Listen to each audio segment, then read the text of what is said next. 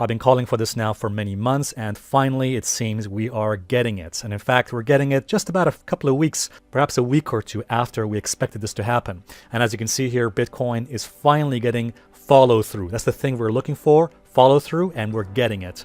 As you can see here, Bitcoin has finally taken out the resistance levels. And guess what? The pulse signal that I've been watching here is finally going the other way. You can see the momentum shift on the pulse. You can see the momentum histogram. It's going the other way. We're getting from negative to less negative. I think this pulse eventually is going to fire to the upside.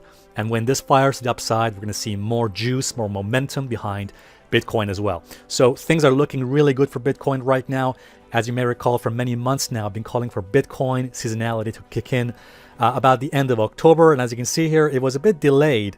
So the Bitcoin seasonality seems to have been delayed from October to November. And this is what I think is happening. I think we're seeing this Bitcoin seasonality kicking in from November, and it should take us into further strength, further momentum into the December-November period. And what's more, this is also important, something I mentioned in my previous video, courtesy of Jason Gephert. And as you can see here, guys, people have been so bearish, so negative on Bitcoin. And guess what happens? The markets do the opposite. Okay? When the majority of folks out there are very negative and pessimistic, the markets usually do the exact opposite and move in the opposite direction.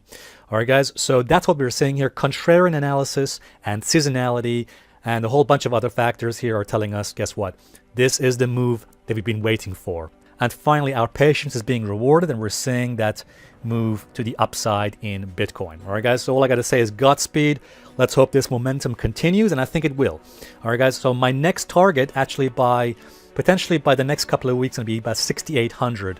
I think we're going to hit 6,800 within the November period, potentially even higher than that. All right, guys, so I'm looking for 6,800 to 7,000. Potentially by end of November to December. And of course, I'll have more for you in the members video. By the way, one more thing I want to mention here quickly is this. Some of you said to me in the last video, why did I not mention the fork in Bitcoin Cash? The reason I didn't mention the fork is because this kind of news, as I mentioned before many times, news narratives or reasons as to why something is happening, this is information for the masses.